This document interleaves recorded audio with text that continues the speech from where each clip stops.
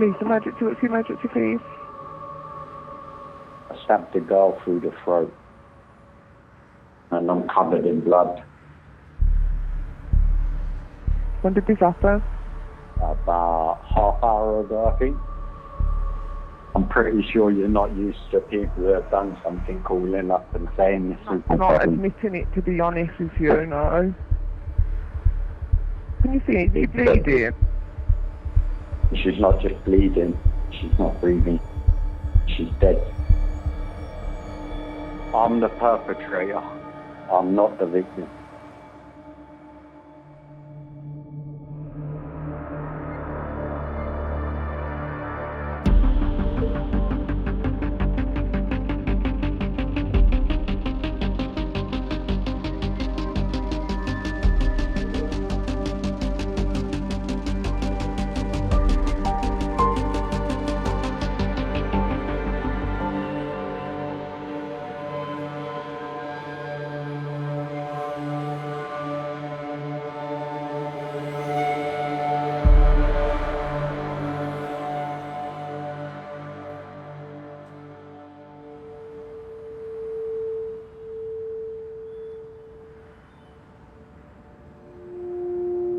In Birmingham, West Midlands Police are dispatched to an address after a man called 999 claiming to have killed a woman.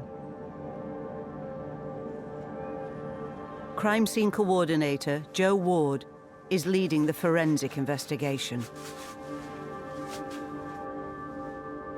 23 years in a job. The feelings are the same, it doesn't get any easier. I'm still nervous as I'm getting my white suit on.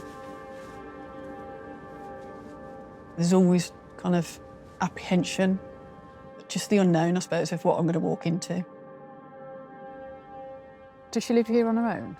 No, it's HMO. HMO. So I believe there's 4 flats, effectively. Yeah. It is quite unusual for a suspect to ring the police and confess to a stabbing.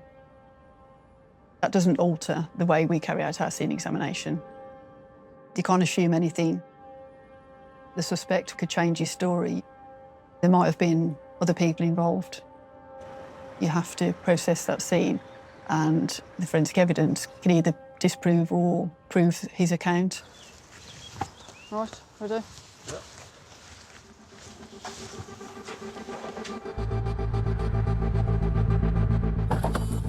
Half a mile away from the scene, officers arrive to arrest the man who confessed to the stabbing in the call. Step out! Step out on the floor! Step out! Onto the floor! Do it now! Hands behind your back! Hands behind your back! Drop that out of your hand! Drop that out of your hand! It's the tea towel, it's wrapped round, I can't drop it. The suspect is 27-year-old Pablo Hode. Priority message you've made to Whitmore Road, you've got the offender in cuffs. Right, what's this on your hand? I sliced my hands open and my hands pissing with blood. You got any other injuries I need to be aware of? I don't know if there's injuries there, as you can see from my top. The knife went through my top twice. Okay, right. You gonna be able to sit up? The suspect's phone is seized and he is taken into custody. Yeah. Okay, take your seat in there, mate.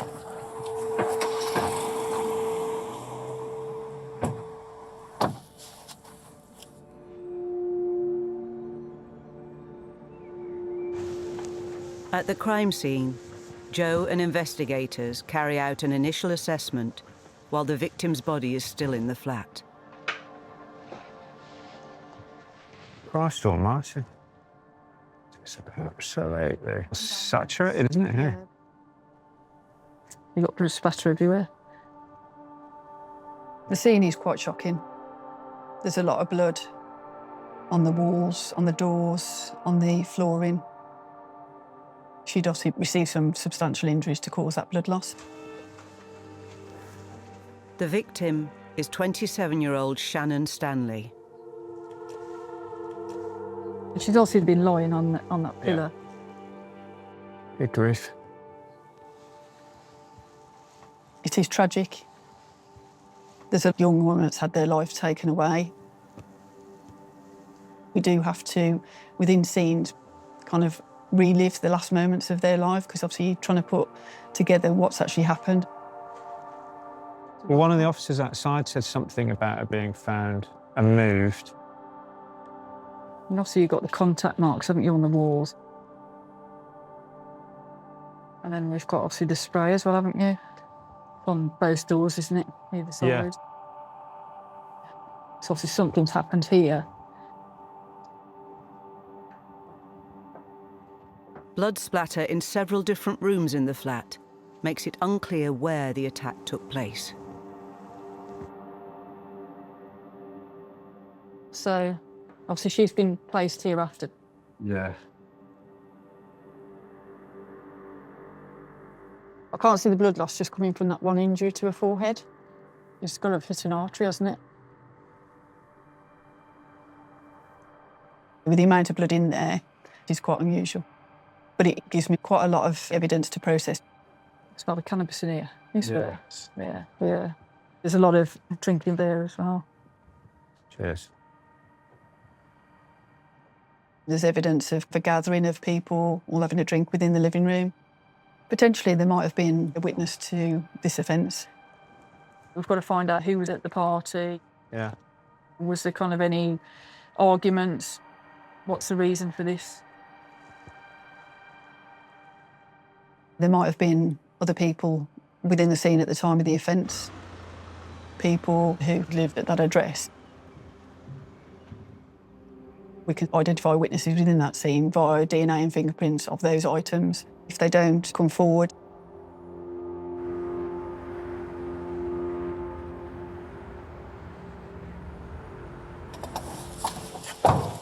So look, you didn't have to say anything around my defence. We did not mention you in question.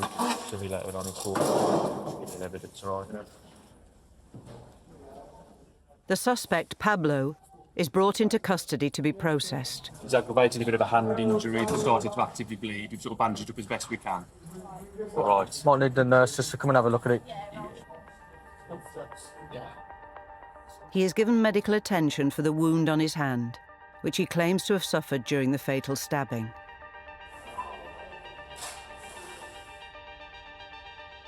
Pablo's clothes, fingerprints and DNA are taken as evidence, and his phone is sent to digital forensics for analysis.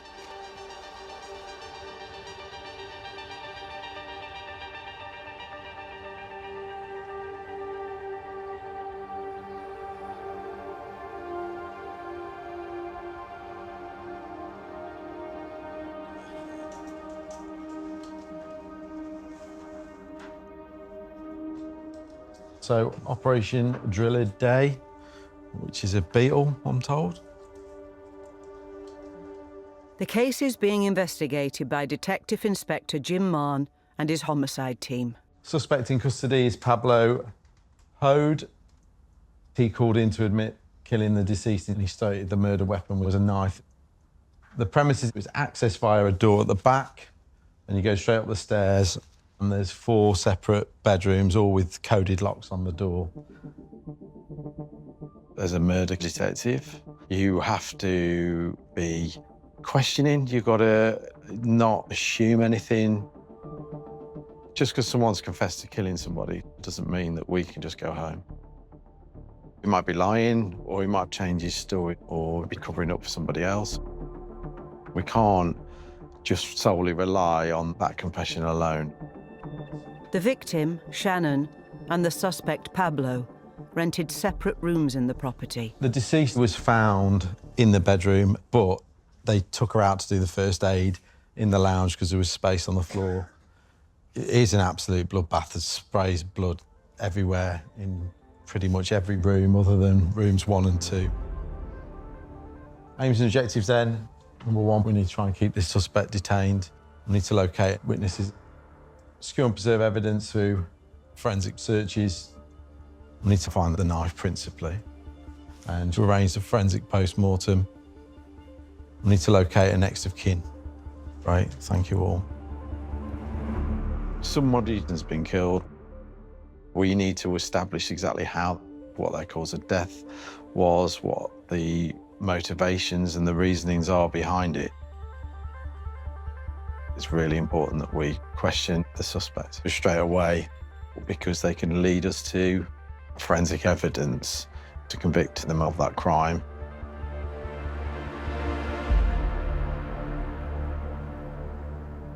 Detectives take Pablo in for questioning. Right, if you want to take a seat there for me.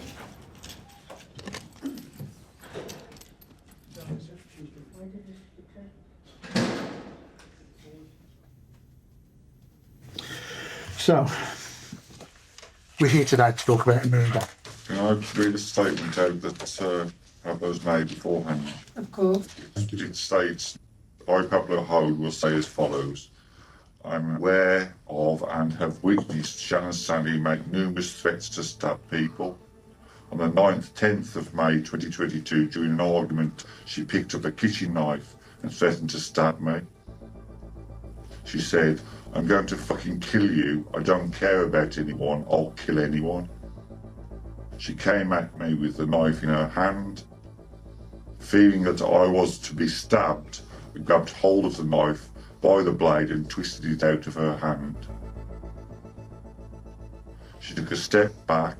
She turned her head towards the side and looked towards a meat cleaver that was by the sink. She moved towards the meat cleaver and went to grab it with her hand. As she was about to pick it up, I stabbed her. I did so fearing for my life, believing she was intending to attack me with the meat cleaver. This is a threat she has made to me before. And that's signed, as I said, by Pablo and dated today's date.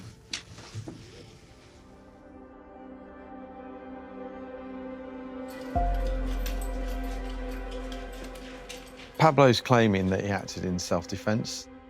In layman's terms, if someone attacks you, you are allowed to protect yourself from harm. You're not criminally responsible for that death. So this just changes the whole nature of the investigation. Ultimately, Shannon's been killed, so we need forensics to establish, was his life under threat from Shannon? Pablo could be a murderer, but if it's deemed that he acted in defence of himself, then he could walk free. So the stakes are really high.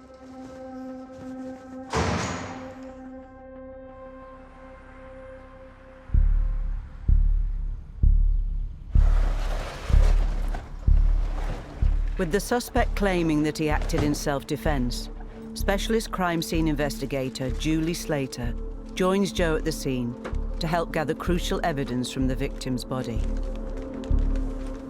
Pablo has confessed to this offence.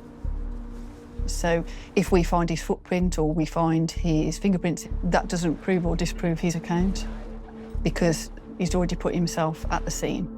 So it does make it more difficult with regards to forensic evidence. With self-defence, it's always a question of what force is necessary to deter someone. Was it proportionate?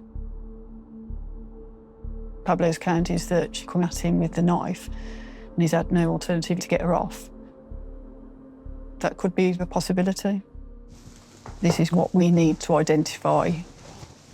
There's that injury to the left side of the forehead. Yeah, looks like it's going to be quite deep. Yeah. Possibly quite deep. It's quite long, isn't it? Yes, long and linear. Yeah. I can't see the blood loss just coming from that one injury to her forehead. Yeah. The body in a murder investigation is a scene. We class it as a scene as well because we can gather forensic evidence from Shannon's body. If, you know, they've had an altercation or she's been grabbing at him, she's might have got some of his DNA on it. Well, let's hope so. That would be great, wouldn't it, if she has? I always say that we're actually speaking for the victims because they can't speak for themselves. On her left hand there's a potential defence injury. Yeah. It's certainly quite nasty. So she kind of put her hand up. Looks like it's kind of gone through. It's gone between the Possibly, fingers. Yeah. And quite deep. Yeah. Yeah, it goes through, yeah. On Shannon's left hand, I can see quite a significant injury, possibly a defence injury. Did he need to use that much force? Does that fit in really with his account of self-defence? Photographs of Shannon's injuries, DNA, and clothing, including a blood-stained jacket, are collected and sent for analysis. It's like a puffer jacket, yeah. She's got injuries to her head, so she was obviously wearing that at the time.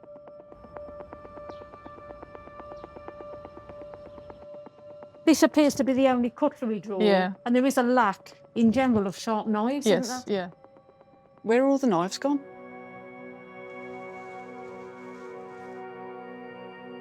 We can't actually find any weapon within that scene. But interestingly enough, there's not actually any knives within the knife drawer. You at least have one or two sharp knives, normally within a kitchen, so it is quite unusual. There's obviously been a knife that's been used to commit the injuries to Shannon, and it's no longer in the scene.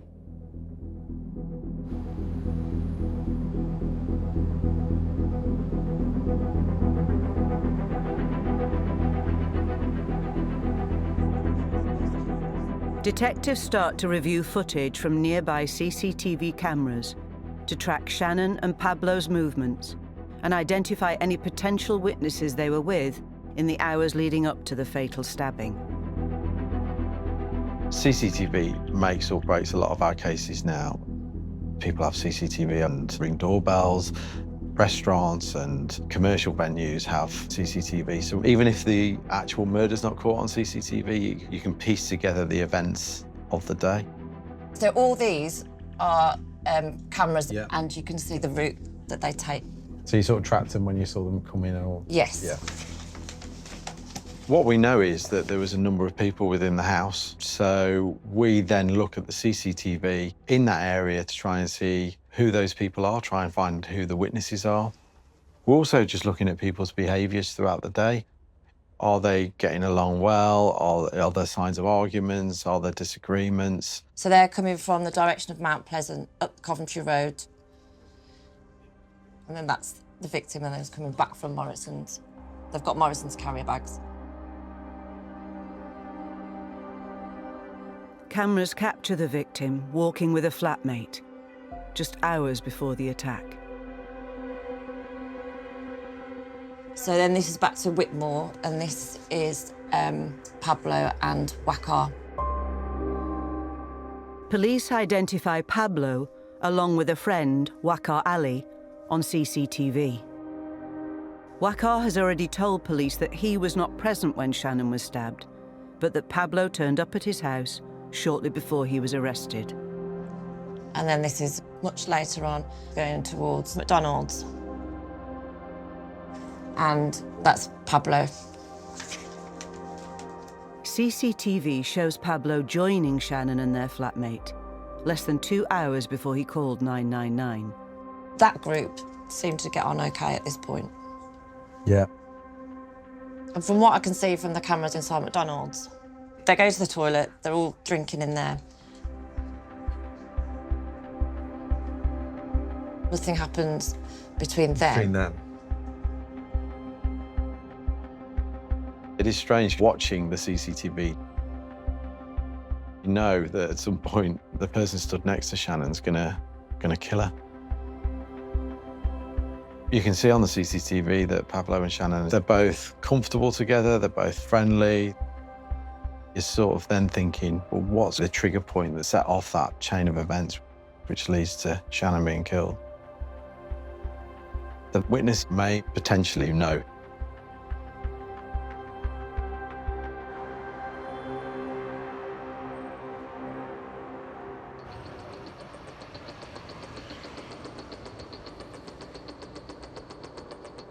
The flatmate identified on CCTV on the evening of the stabbing is brought in for questioning. If she witnessed the fight, she could confirm or disprove Pablo's story of self-defense. We're just going to start off. I just want you to just tell me everything that you know, okay, about what's happened. Yeah. So we walked up to Morrison's to get some peach snaps. And then when we went into Morrison's, the machine wasn't working, so she punched it. Okay. What was her personality like, if that makes sense? like, it differs. So, like, she'll be alright, and then next minute someone will walk up and she'll be like, oh, what are you looking at? So just on Pablo, describe his character. He's a very loving person. He would do, like, anything. Can you describe his mood to us and how he was feeling?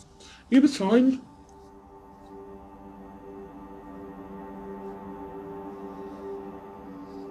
So you've got back, and what have you done then? She's put the beers down, rolled another joint, and then all of a sudden it just like kicked off. Shannon and Pablo are literally just shouting at each other. By this stage, I got up off the sofa and said, like, I'm going in the bedroom, shut the door, and then I heard a massive bang. Opened the door, all I see is like blood everywhere, Pablo running past me. I've gone back in the room, shut the door. 2 seconds after, I hear bang, bang, bang. So I've opened the door and Shannon's standing there, covered in blood, going, call me an ambulance, call me an ambulance. So I called 999, like shouting down the phone to the ambulance people saying, can someone help me please? Like, she's bleeding, she's coughing up blood, like, I don't know what to do. And then next minute she just went limp. So you've done what you could do, haven't you? Yeah. Okay. Lastly, just for completeness, are there any sharp knives, proper kitchen knives? Yeah, there is some sharp knives in there. There is quite a big one. So if that knife isn't there now, say, do you know where that might be? I wouldn't have no idea. The female witness provides us with an account where she supported what Pablo's saying and paints Pablo in a very good light.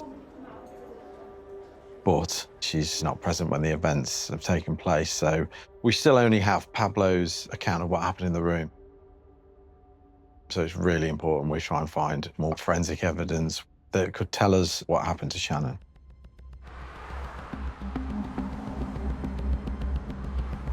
The witness's confirmation that there were knives in the kitchen of the flat prior to Shannon's death prompts police to widen their search to the property where Pablo was arrested. It's really important for any investigation to try and locate the murder weapon. The knife that's been used to commit the murder will yield some forensic evidence. Here? Yeah. Yes.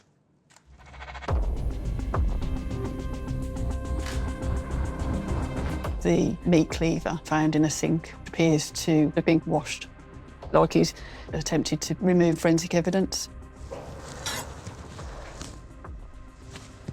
Blood staining over it. Handle and blade. Blood stained. I'm quite surprised that, I didn't realise we were going to find 5 knives in total. It's quite hard to understand why Pablo's taken all those knives away from the scene. Why has he hidden the knives? There's an awful lot of questions that need answering.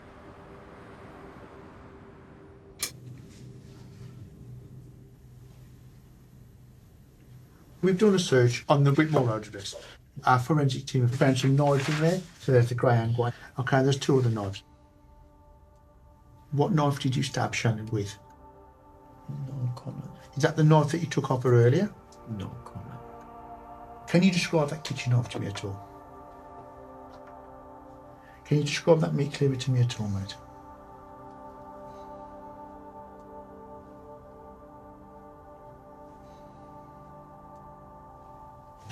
OK.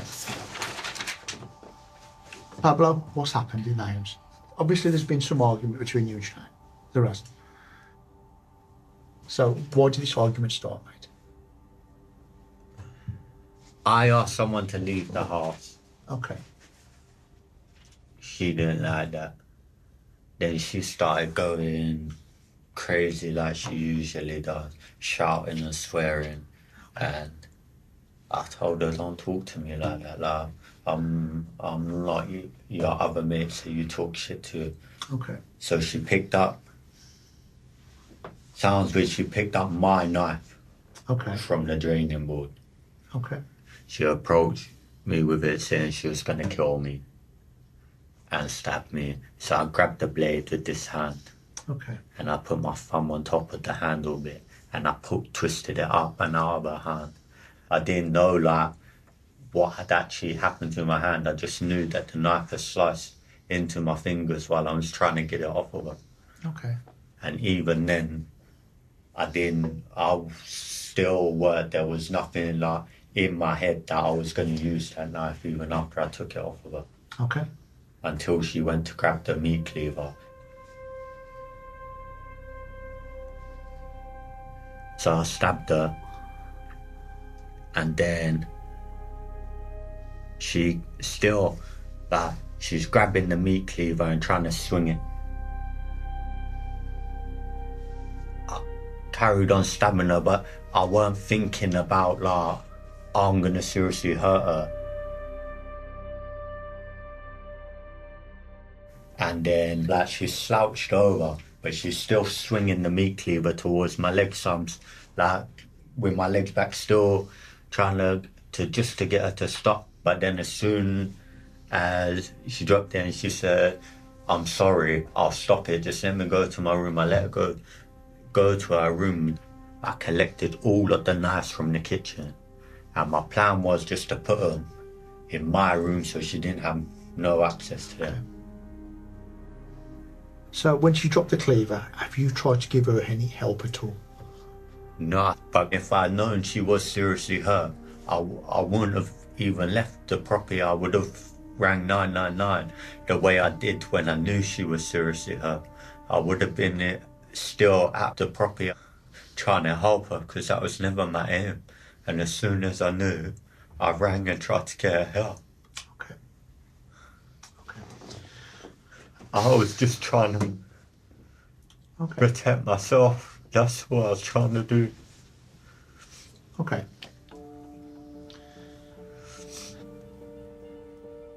Self-defense is not a simple concept. His response has to be reasonable, necessary, and proportionate. So if someone came to punch you, you would be justified in pushing them away. But if someone came at you with a gun, then you might be justified in running them over in your car. So you have to balance that level of threat with the response. But to flee the scene with weapons and hide them makes you question his account. If he is lying, the lie's just got a lot bigger.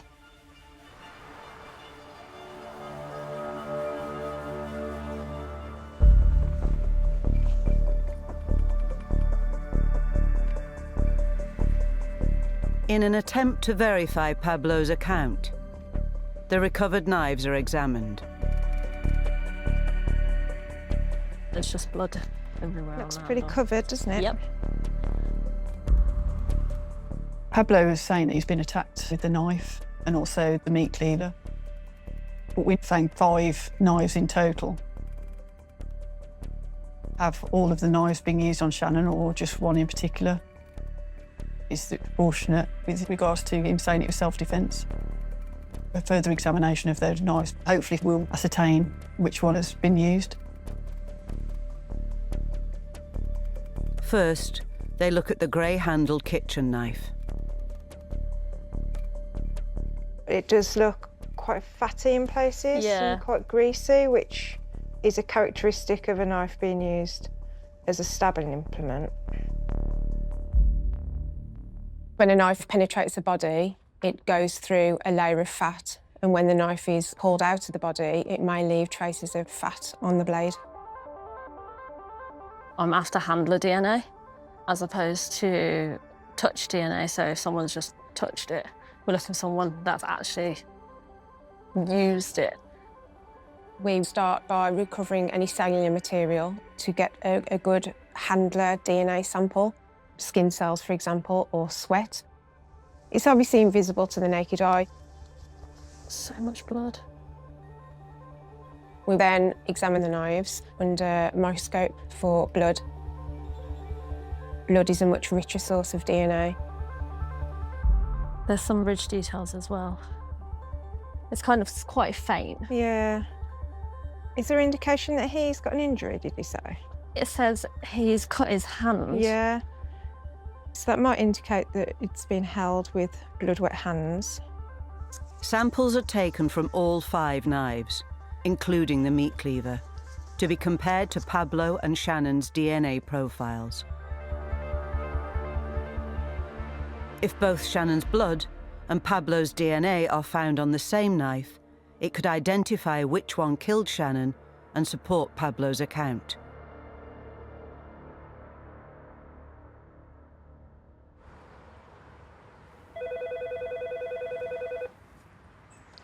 Joe Ward, Crime Scene Coordinator.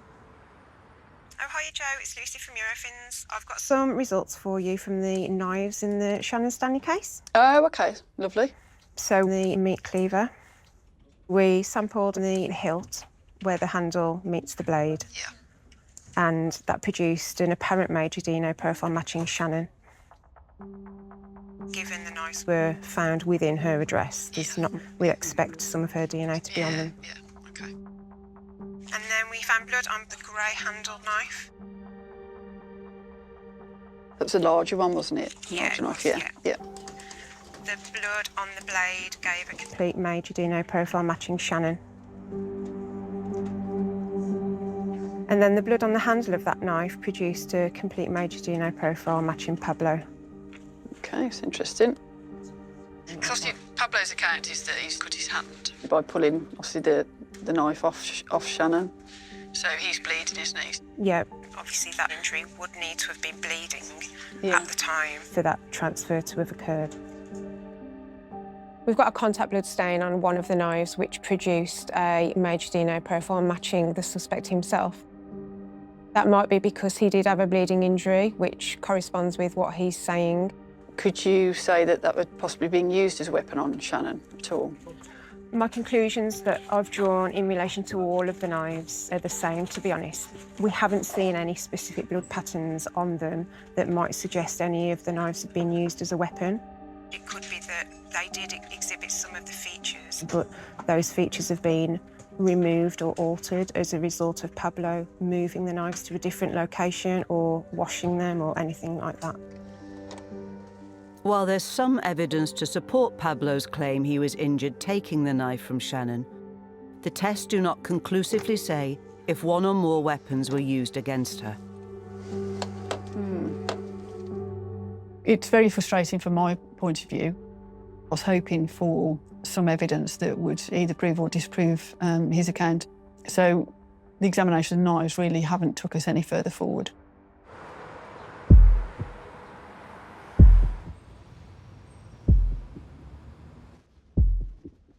In digital forensics, Pablo's phone is examined by a data specialist to track its usage on the day of the killing.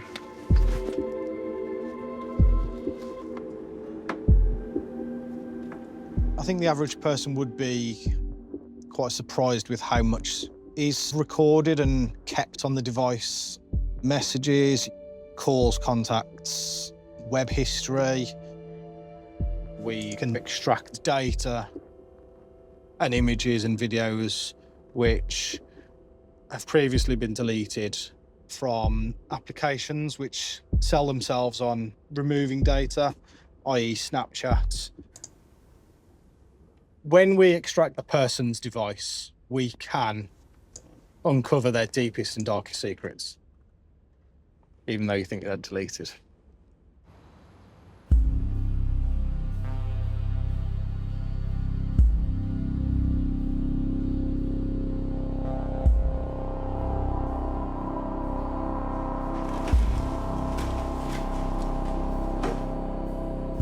There's a lot going on, isn't there? Yeah. While data is extracted from the phone, Joe calls in blood pattern analysts to interrogate the sequence of events Pablo described. They start in the kitchen, where Pablo claims to have stabbed Shannon before leaving unaware that she was fatally injured. Been going to scenes for probably 22, 23 years now, and this is the most blood I think I've seen in one property. Very fine spatter, extremely. Yeah. So how's it got all the way over there? That's all. Yeah, they're all going downwards, aren't they? Isn't it? Yeah. Yeah.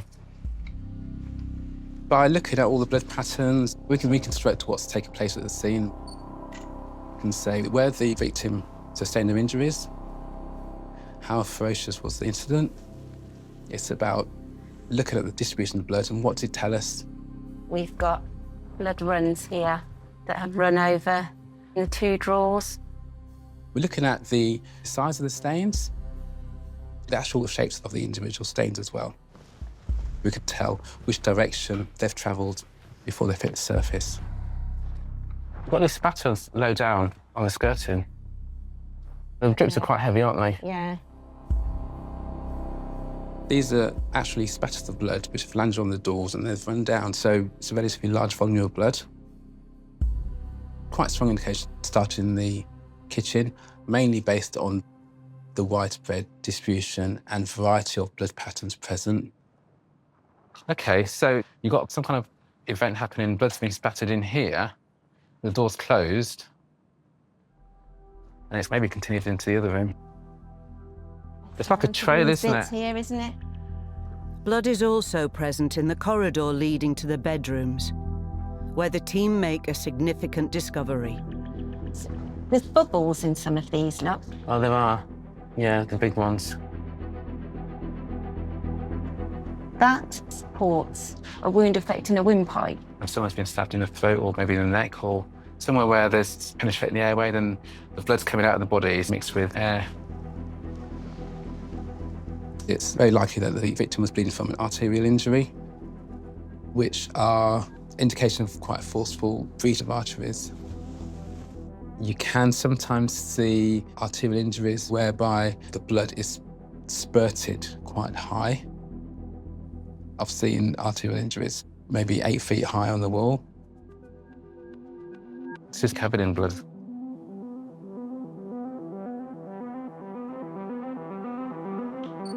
When Pablo initially spoke to the police, he said he didn't call 999 because he thought Shannon was OK when he left. The blood patterning tells a completely different story. It suggests that there was blood spraying out. Most people aren't going to think that that's not a serious injury that requires medical help.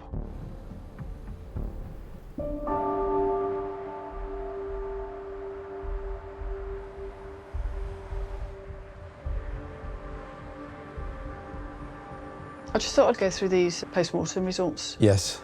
To confirm whether Shannon sustained an arterial injury, as the blood at the scene suggests, Joe goes through the post-mortem report with Jim. So she's got at least possibly 12 sharp force injuries according to the post-mortem. The number of stab wounds that someone's got is really key to self-defense. If you're saying you're under attack and you're having to stab someone to protect yourself, Shannon's got multiple injuries. Pablo's got an injury to his hand, so to inflict so many injuries in self-defense seems less plausible. So she's got quite deep wounds to the left side of her forehead, so she's got one here. Yeah. But obviously the most significant is this one here, which is just kind of behind her ear. And that's the one that has caused her death because it's gone through some major vessels. She's also got kind of defence injuries in her left hand, and it was kind of in this area here. And that had actually gone right the way through. So it's obviously take quite a lot of force to, yes, you know, for that to go through. So whether, you know, obviously defence injury, whether she's kind of, you know, trying to protect her head or her face, and as she's done that, and he's kind of... Pablo is left-handed, so you would expect that Shannon, if they were facing each other, would have injuries to her right side. If he's left-handed, yeah, and you've gone at me with a knife, yeah, and his wound on his hand is protecting the knife, takes it off her, yeah, and then attacks, you would expect the injuries to be on the To the more right. to the left, to your more right. To the right, yes. yeah. But obviously the main one, I've seen quite significant one, is to the left, isn't it? Yes. So it's interesting, you know, what position was Shannon in?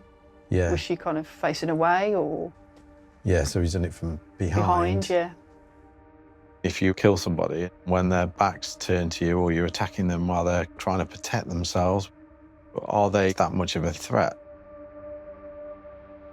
We've got quite a lot of forensic evidence of Pablo not telling us the truth, but that's not enough to convict somebody.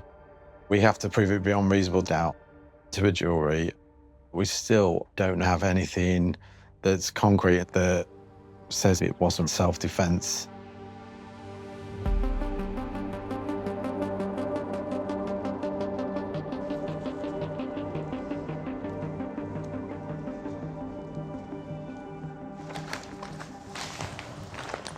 Quite heavily bloodstained, that is.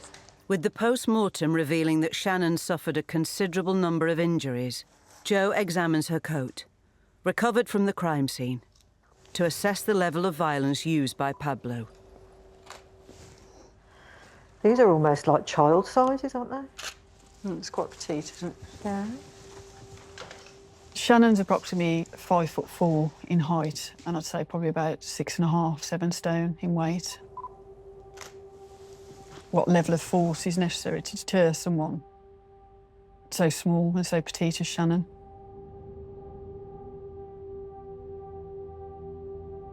Can you just check, is there any, because obviously she was stabbed to the left side of her neck?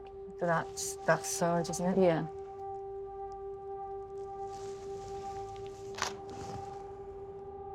From the post-mortem, we can see, you know, the injuries that she's got to her body. It corresponds to the damage to the jacket. Obviously, these two, we know that she's got 3 injuries to her head, so and yeah, back of the head. And both of these have both gone through. Yeah. That suggests to me that she's had her hood on. Had it up, yeah.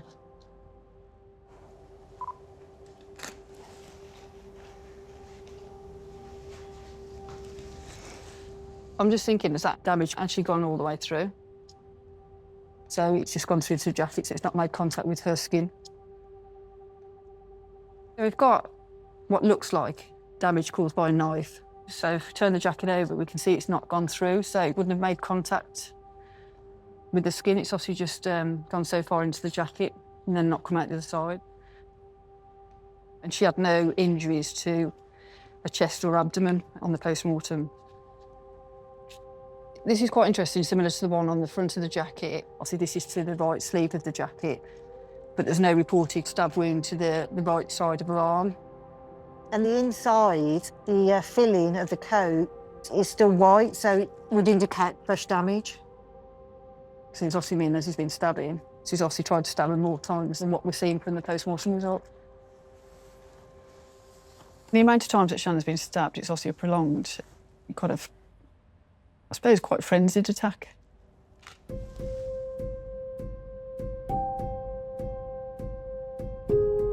Pablo is claiming self-defence. It's quite hard to understand how a self-defence that she's received so many injuries.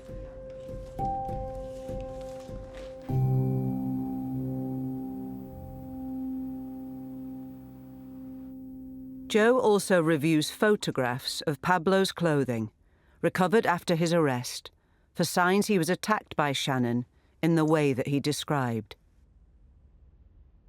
Looking at the jacket, there's actual damage marks. There's 5 areas of damage. The 2 at the top here, possibly been caused by a cigarette burn or something like that. But these 3 here definitely are consistent with being caused by a sharp instrument. I'm just looking at the white vest top. There's 3 areas indicated by the arrows there, which show damage marks. So they've gone right the way through the top. And they're all consistent with being caused by a sharp instrument. He said he's been attacked by Shannon, but he's not actually mentioned in his interview that the knife has made contact and caused any damage to his clothing. Why? It certainly raises questions. With forensic evidence suggesting Pablo may be lying, investigator Andy Hiles analyses data extracted from his phone from the night of the attack.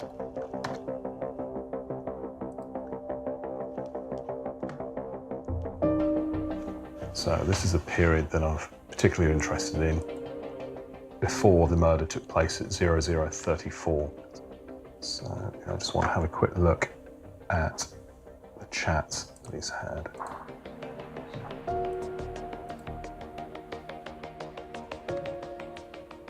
So here I can see that there's Snapchat messages.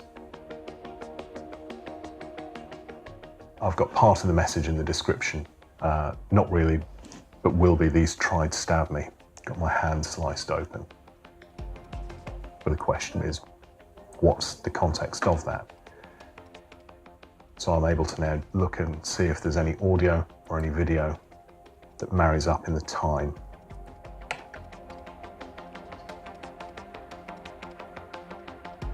I have got one here that's seconds before that message is sent.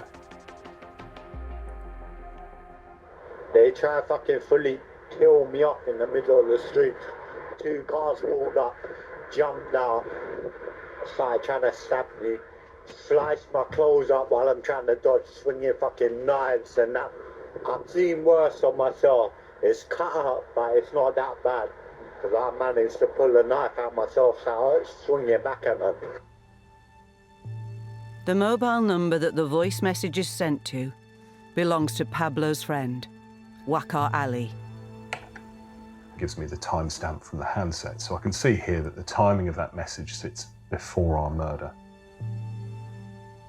So if you've got an account which says that the injury occurred during the assault, well, he's talking about an injury to his hand before that assault has taken place, which would then suggest that that isn't the case at all. He hasn't sustained that during the attack. He's in fact sustained this earlier. And he's also talking about having a knife with him during the course of that attack. Pablo, let's get this done then. Okay. This is a big breakthrough.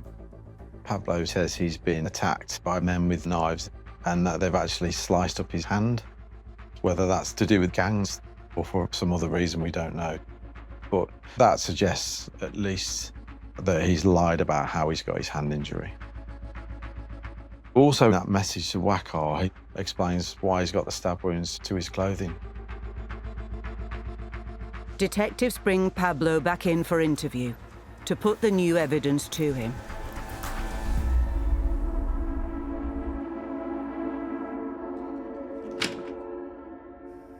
At this interview, our plan is to present new information that we've found that might contradict what he's told us and start to say, this isn't adding up.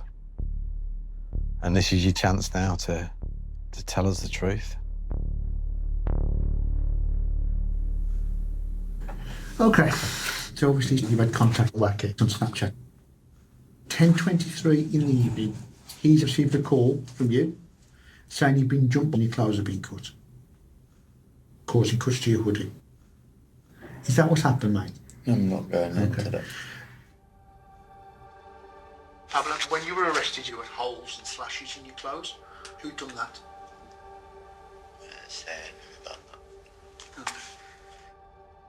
It looks as though you've been stabbed, and somebody stabbed you or tried to hurt you with a knife. I'm not going into that. Okay. Were you angry at that point?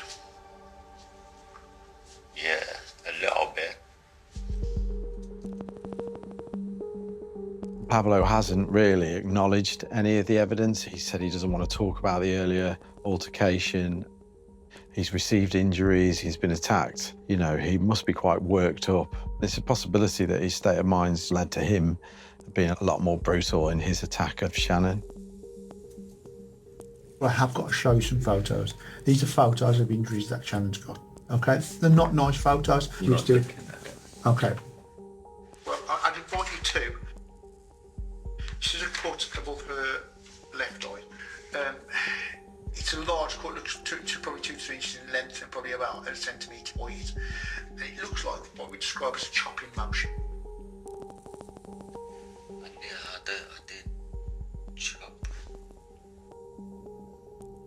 Shannon's got an open wound to her neck, and there was blood sprayed everywhere, essentially, on the walls, it was spraying about. Did you see that injury on Shannon before you left? No comment. Did you see blood spraying out? No comment. Now, you said yesterday when you took the knife out you saw some blood. How much blood did you see? No comment. Okay. Are you okay, Pablo? Want a break? Do you have a few seconds to compose yourself, mate?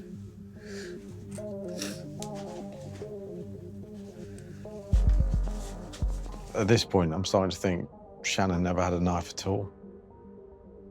Has he just killed her and has fabricated a whole web of lies, portraying her to be violent, to try and justify every injury, every movement?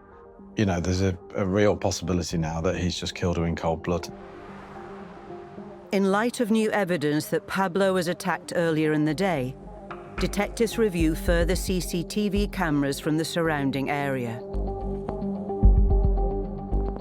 and make an unexpected discovery. This is walk there, is it? This is the walk there, yes. Filmed shortly before the attack, it shows Pablo en route to the scene with his friend Wakar, who told police he was not present when Shannon was stabbed. So, that's him 23, crossing 23 is towards. crossing in, and they do a fist bump there. And then this is them That's leaving. them coming back after she's dead. Post-murder. Yes. Another camera reveals Wakar and Pablo walking away from the flat moments after the attack has taken place. You can see some dark marks on the shoulders of his tracksuit, are white normally, but there's some dark marks. They walk until they get a bit further into Camelot Way, and then they run.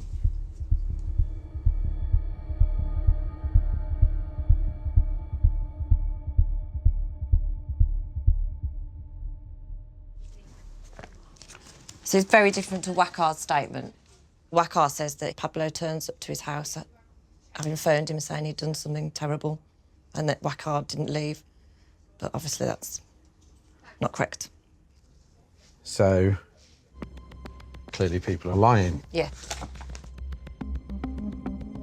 We've got Wakar, who's potentially someone who's present in that room. So Wakar's going to know exactly what's happened.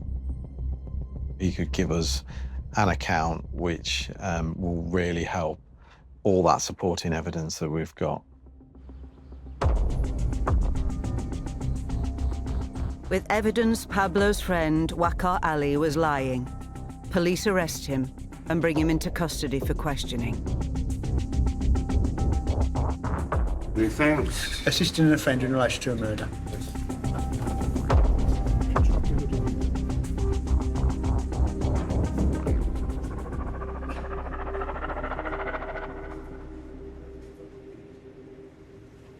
Now, you won't be sitting here if we believed your account, mate, because we don't believe you, because obviously we've investigated it, we've got evidence to the contrary. You're saying you're there during the offence. What's gone on at that present, mate?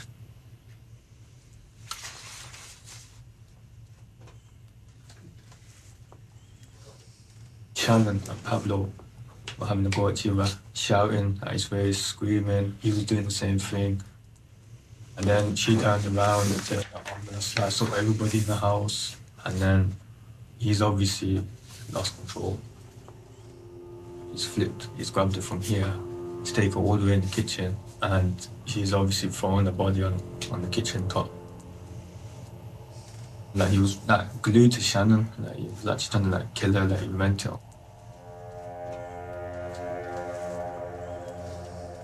Now, you've just made a motion where you've done like an overhead motion, like a downward motion. Yeah, like this, like that. Okay, but did Shannon have any weapons? What did Shannon do at that She point? didn't have nothing, she was defenseless.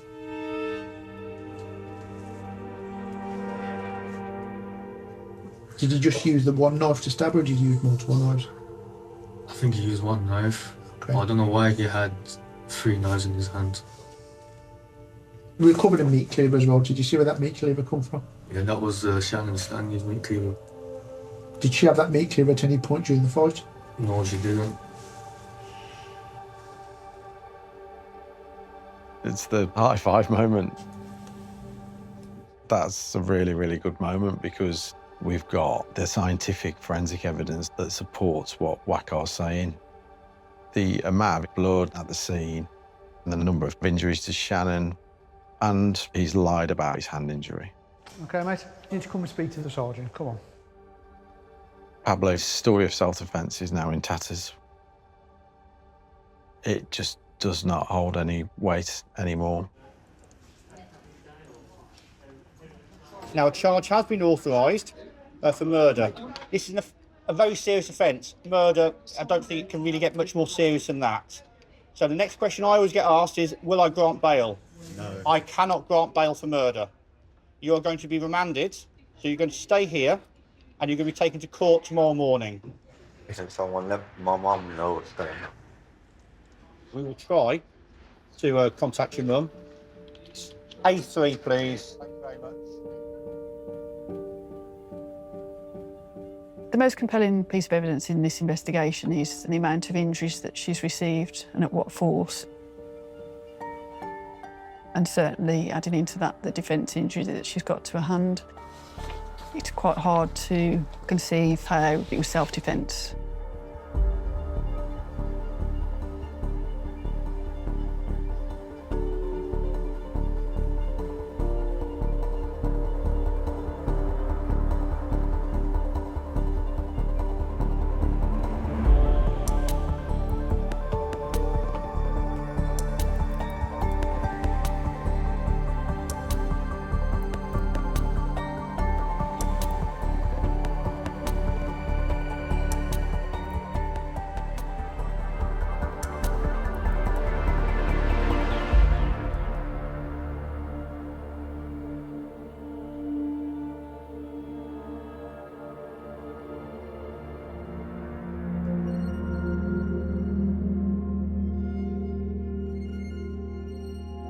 You feel enormous responsibility for Shannon's family and for Shannon. Pablo tried to paint a picture of self-defense to get out of going to prison for a long time. But there's a wealth of scientific evidence and witnesses that disprove his account and show that he's lied throughout.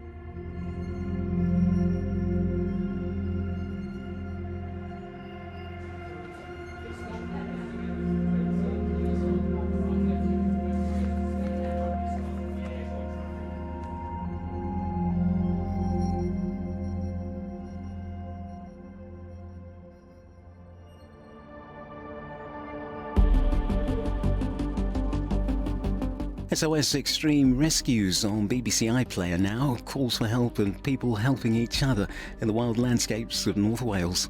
Press red to watch now. Next on BBC Two, Apocalypse Now, Final Cut.